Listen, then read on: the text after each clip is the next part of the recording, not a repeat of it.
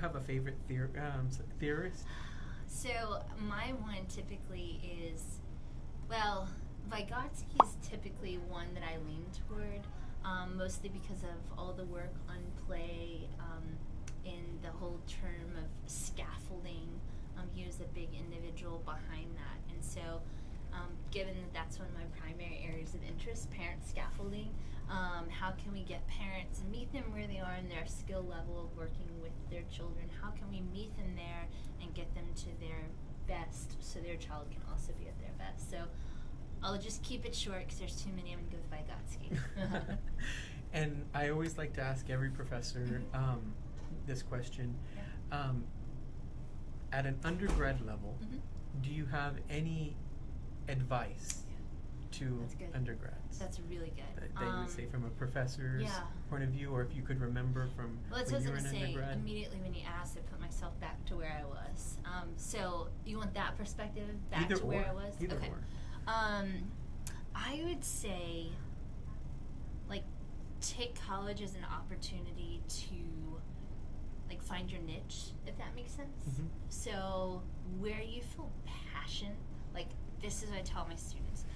When you pick up something and you're excited to read it, it's not just, oh, it's required, I gotta read it, right?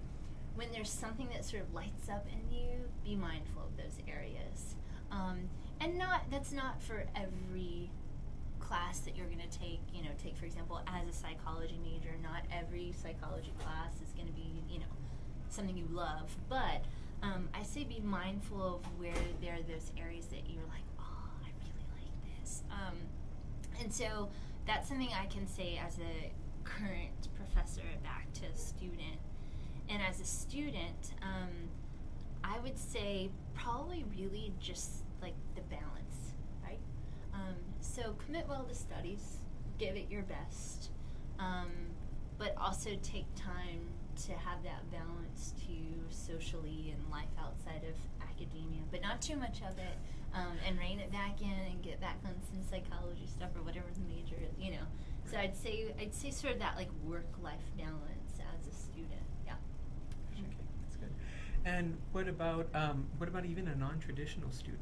A non-traditional student. So maybe take for example someone who's older and coming back to school.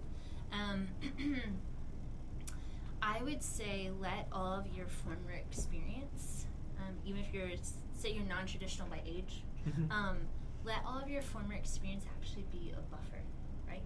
And not that comparison of looking around and thinking, oh, I should have been doing this when I was 18 to 22, as that's the typical age range, or 23 or 4 for some students. But take all that experience and let that fold into, well, this is currently where you are, and let that buffer your knowledge and learning and bring that to the plate, That's much of how, take for example, my lectures are. Like, I like that dialogue. Bring up things like that. Like, you'll have a unique perspective.